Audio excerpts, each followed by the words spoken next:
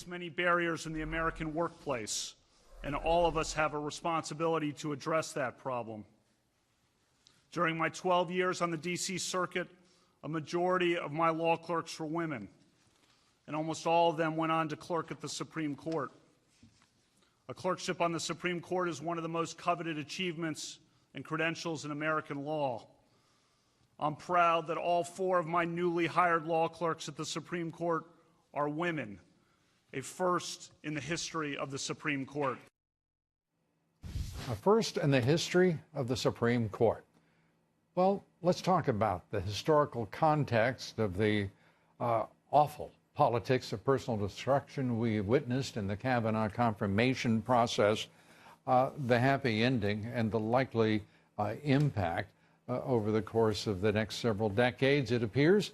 Joining us tonight is a man who has more than a little practice at divining such things. He's presidential historian Doug Wead. Doug, great to have you with us.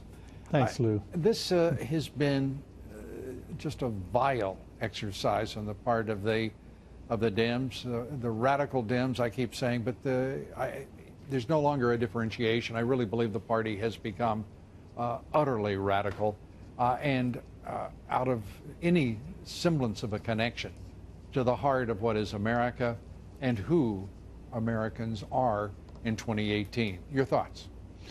Yeah, it's painful to see. It's a power struggle, and to see it paraded as if it's about morality. I mean, you can look at the Innocence Project, you know, Lou, where they went into the prisons and they found men on death row, and they used forensics and DNA, and in some cases found that they were innocent.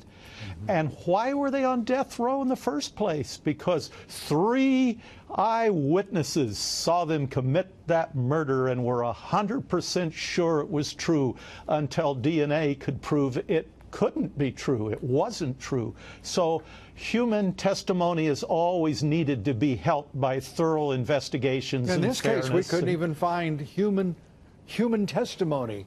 We found hearsay. We found no one who would corroborate, in fact, refuted the claims of the witnesses who wanted to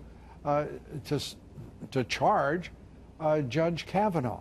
There is remarkable that 3 women stepped forward, and there was not a single corroborating witness, not a single corroborating contemporaneous testimony on the part of a friend or family member to support the claims. In fact, there was corroboration for Judge Kavanaugh, which was what made it fascinating. Yeah, I think that the Democrats have painted themselves into a corner now.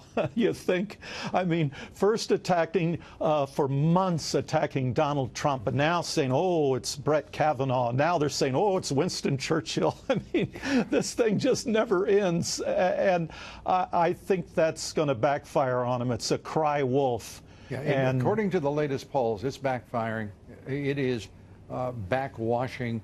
It is a moment that the Democrats are likely not to forget.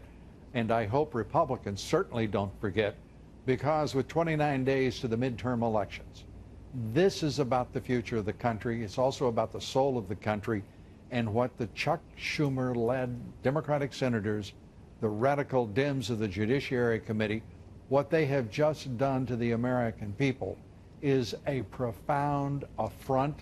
It is an affront to the American way of life and all we stand for, in my opinion. Can you think of any kind of parallel when one political party left its moorings so completely and set off in a direction that's unrecognizable to most Americans? Yes. I don't want to depress you, Lou, but you won't depress me. By the way, you know what? We've got a president who's driving this country to the future. I don't get depressed. Well, these painful moments have been recycled through history. George Washington was in despair over his own cabinet. They were so bitterly divided, and accusations of sexual misconduct, and there was a duel, as you know. Right. So there's been some very, very bitter moments. Andrew Jackson's wife who died, and the press against William Henry Harrison, his sons dying. Those moments were a little different and somewhat afar. Anything That's in right. modern, you got anything in modern American history that comes close? Because I think this is a period that leaves the 60s in civil rights as a divisive issue, the Vietnam War as a divisive issue. I think this is more profound. It may not be as public and boisterous, but it is, I think, we're all the more riven as a society because of what one party has chosen to do. It is self-destructive. It's very painful, and you have the contrast with this president who is just on a roll. I mean, there are now jobs to the poorest of the poor in this country. Everything is turned around, and it's driving his opponents and his enemies crazy. Friedrich Nietzsche once said, "I'm not angry that you lied. I'm angry because now I can't believe anything else you have to say." And I think the Democrats are in a little bit of trouble now. They need to kind of back off and get their let's moorings. not advise them. We don't do that on this show. We want them to continue until they can continue no more. Doug Wead, it's always great to have you with us. Thank you, so Luke. much.